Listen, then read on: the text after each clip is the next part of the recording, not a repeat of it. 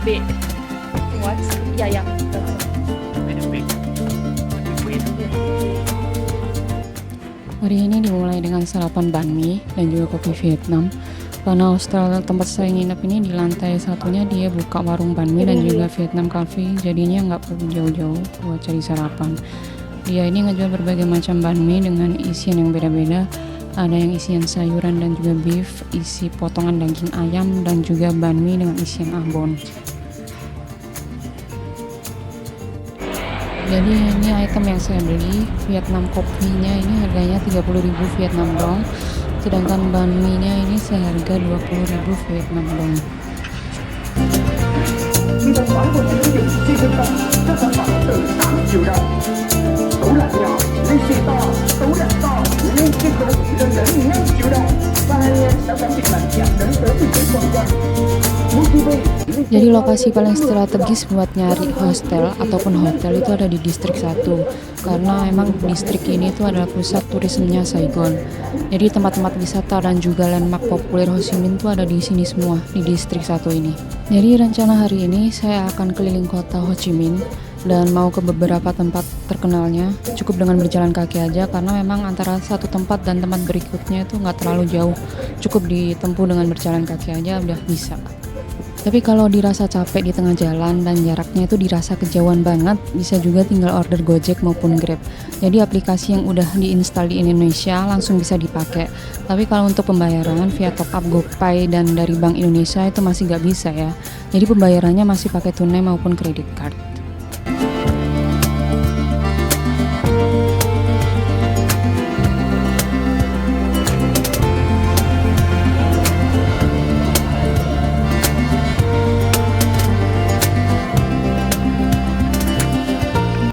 Jadi tempat pertama yang dikunjungin adalah Saigon Central Post Office. Bukanya setiap hari dari jam 7.30 pagi sampai jam 6 sore. Dan ini tuh merupakan salah satu bangunan peninggalan Perancis.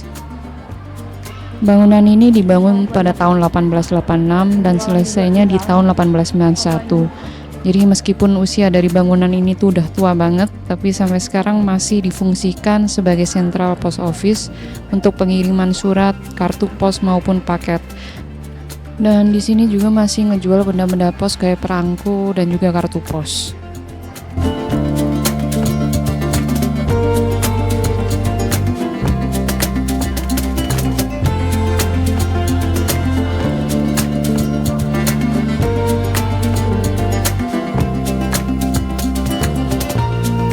Nah, ini koleksi-koleksi perangko kuno.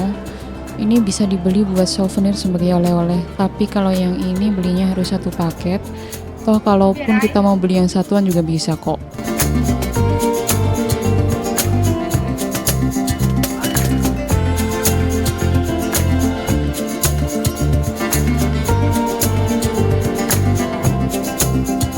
Jadi meskipun ini tuh sentral kantor pos, mereka juga ngejual berbagai macam souvenir. Kayak yang di sini tuh ada kayak notes, pajangan meja, magnet, stiker, dan lain-lain. Karena emang bangunan ini tuh udah jadi must visit destination buat para turis yang lagi di Saigon. Walaupun mau kirim-kirim kartu pos ke Indonesia misalnya ataupun negara-negara lain, itu juga bisa kok di sini. Jadi beli aja perangko dan kartu posnya di sini, lalu menuju ke counter, dan kemungkinan sampainya tuh sekitar 2 mingguan atau 1 bulan.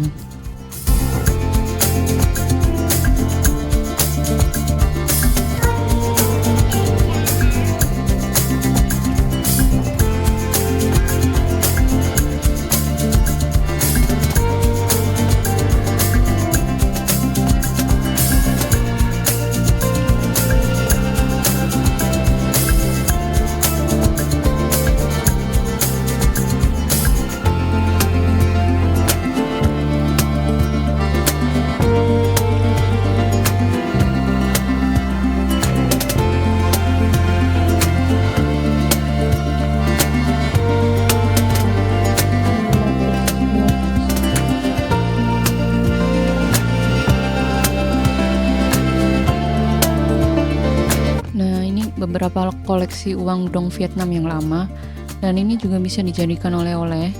Dan mata uang yang ini nih sudah nggak bisa kita lihat lagi sekarang di Vietnam, karena kayak pecahan-pecahan 2 dong, 5 dong, 10 dong, lembaran-lembaran ini udah nggak ada lagi sekarang. Tahun dulu 5 dong juga ada. 2 dong, Vietnam dong. Ini poin-poin lama.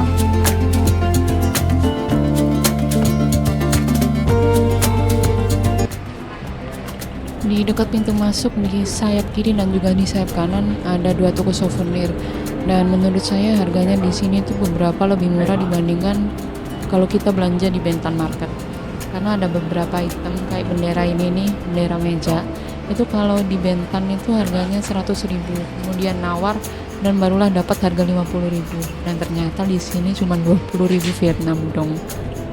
Di sini juga lengkap sih untuk souvenirnya, ada kaos juga, tas, dompet, sampai kopi, dan masih banyak lain yang ada di sini.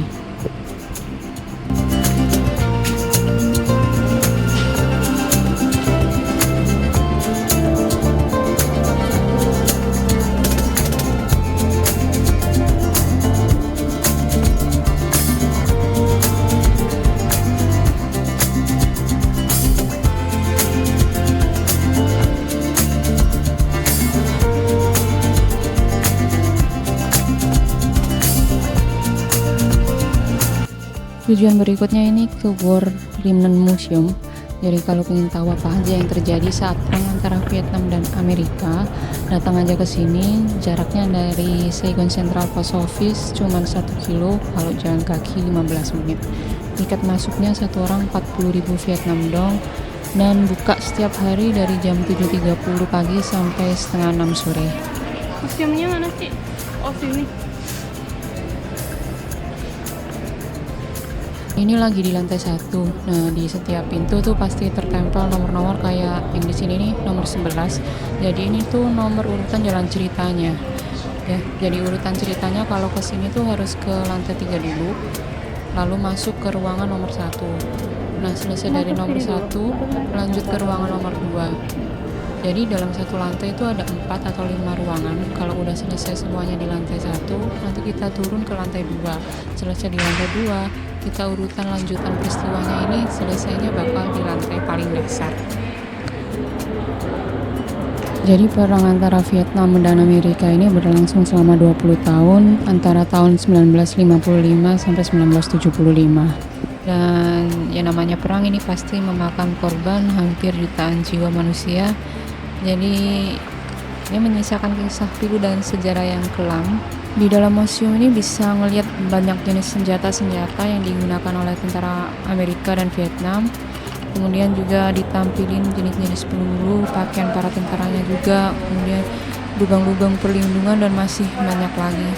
Juga di sini ada banyak foto-foto dari para jurnalis dari berbagai macam negara saat perang tersebut berlangsung. Jadi selama perang Vietnam, militer Amerika menyemprotkan 80 juta liter cairan Agent Orange dengan menggunakan pesawat di wilayah selatan Vietnam. Dan cairan ini tuh bahaya banget bagi manusia. Gak hanya manusia yang hidup saat itu aja, tapi juga para keturunannya yang hidup pada masa sekarang tuh sebagian besar juga menderita kelainan genetik. Nah, ini beberapa bukti foto korban yang terkena dampak dari cairan tersebut.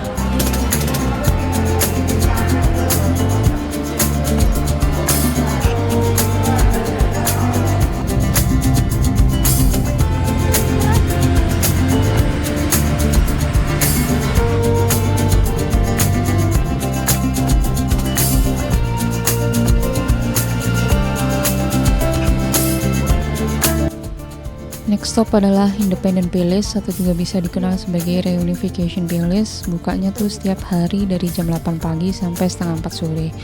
Jaraknya dari museum yang tadi cuma 500 meter aja. Ini tuh bangunan yang dulunya merupakan istana kepresidenan negara Vietnam Selatan sebelum bergabung dengan Vietnam Utara pada tahun 1975. Dibangunnya di tahun 1962 dan selesai dibangun tahun 1966.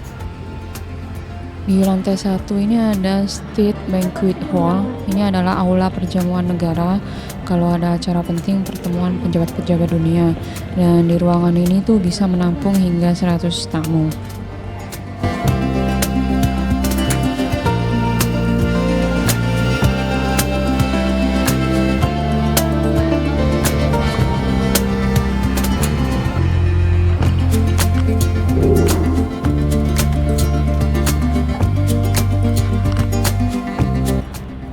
Berikutnya ini adalah ruangan kabinet. Jadi ruangan ini digunakan untuk menyelenggarakan pertemuan dan juga upacara peluncuran kabinet. Ini halamannya luas banget karena emang bangunan ini tuh dibangun di atas lahan seluas 12 hektar. Nah, ini saya mau ke lantai 2-nya. Dan ini adalah ruang perpustakaan.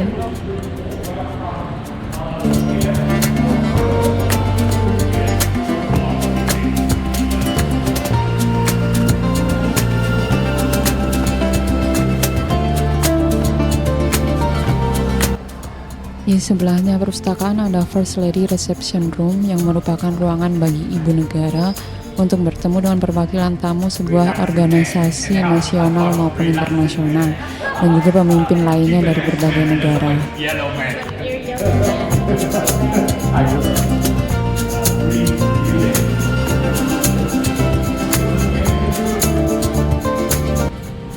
Di lantai ini juga ada cinema room, card playing room, dan juga kasino karena memang ruangan-ruangan entertainment ini sengaja dibuat bagi presiden dan juga stafnya buat bersantai setelah mereka jam kerja.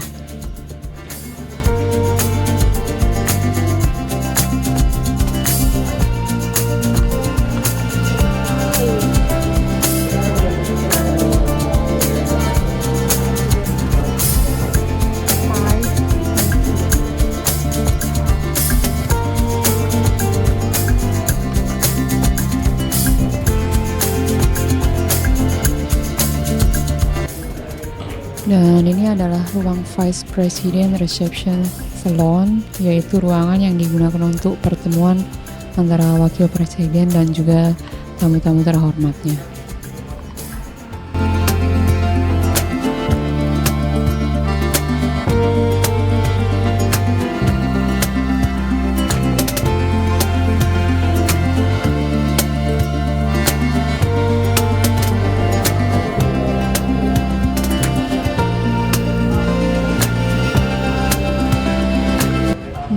Barusan adalah ruangan pertemuan antar wakil presiden dengan tamunya, sedangkan yang ini adalah Presidential Reception Room, jadi ruangan yang digunakan untuk presiden bertemu dengan tamu-tamunya.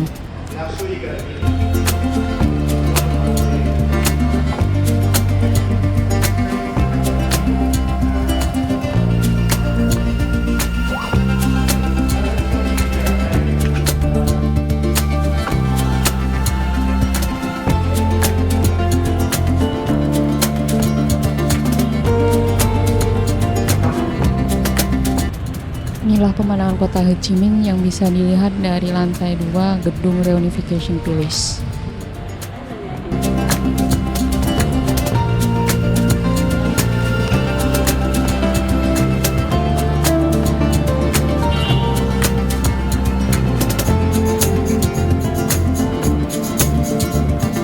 Berikutnya ke Ho Chi Minh City Hall atau balai kotanya. Jadi bangunan yang ada di seberang ini bernama People's Committee Building yang difungsikan sebagai bangunan pemerintahan, makanya kita nggak bisa masuk ke dalam, jadinya cuma bisa foto-foto selfie di depannya aja. Dan ini ada patung Ho Chi Minh ada di tengah-tengah square karena patung ini tuh melambangkan kasih sayang dan rasa hormat rakyat Vietnam terhadap bapak pendiri mereka. Dan di samping kanan dan kiri square ada banyak banget toko-toko eksklusif branded kayak Chanel, Rolex, dan juga Hermes, dan juga masih banyak lagi. Sebenarnya the best time buat kesini tuh di atas jam 6 sore karena akan banyak lampu, jadinya enak banget kalau dibuat nongkrong. Dan juga kalau lagi malam tuh banyak penjual kaki lima kayak penjual Vietnam Coffee, rice crepes, dan juga banyak anak muda yang lagi nongkrong, yang main skateboard dan lain-lain.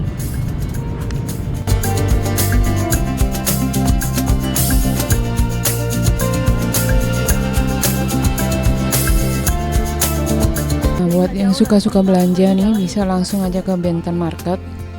Ini pasarnya gede banget dan udah sangat terkenal banget. Jadi semua turis itu pasti akan kesini. Memang di sini tuh semua serba ada ya, mulai dari yang jual souvenir, jersey, kaos, tas, sepatu, kopi, camilan, bahkan pasar basah yang jual daging-dagingan pun juga ada. Nah, kalau udah muterin pasar Bentan, udah capek belanja-belanjanya, kalian juga bisa makan di food courtnya, itu ada di sebelah belakang.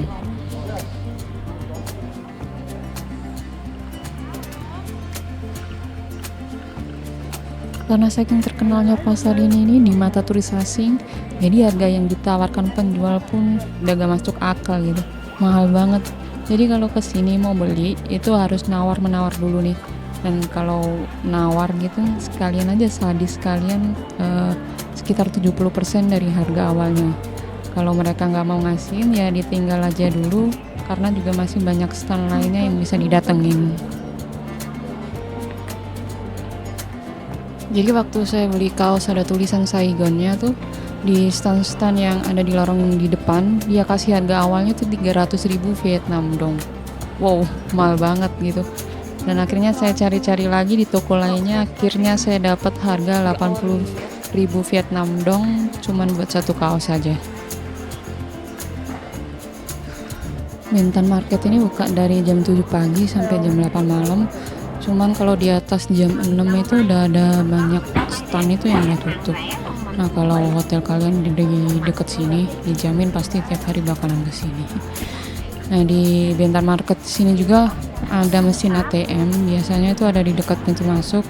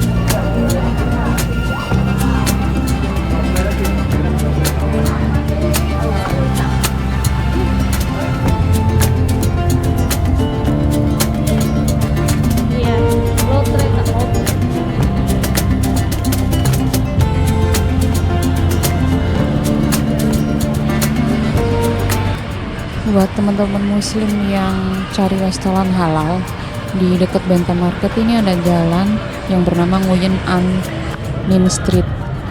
Jadi jalan cuma sebentar aja dari Bentan Market, cuma 100 meter. Nah, di sepanjang jalanan ini hampir semuanya yang jual itu orang Malaysia. Bahkan kita bayarnya pun bisa pakai ringgit kalau misalnya kita masih ada uang ringgit, dan bisa juga pakai Vietnam dong kok. Di sini tuh banyak banget restoran halal yang jual Vietnam food, Malaysian food, bahkan Indonesia food pun juga ada.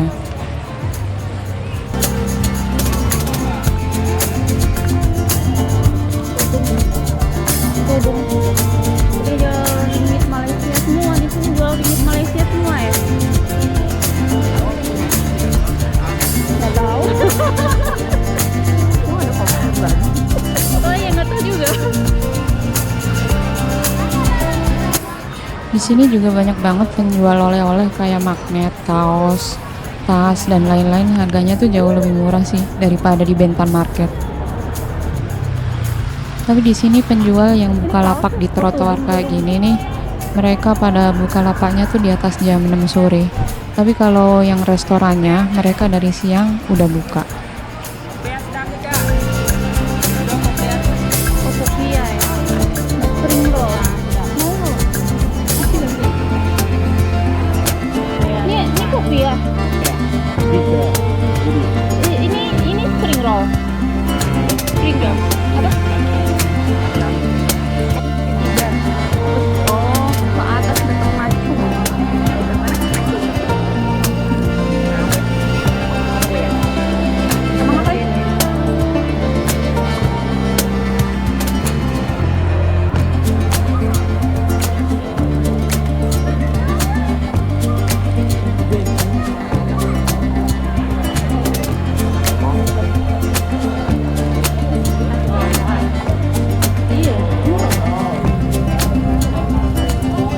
देवतर loh, देवतर.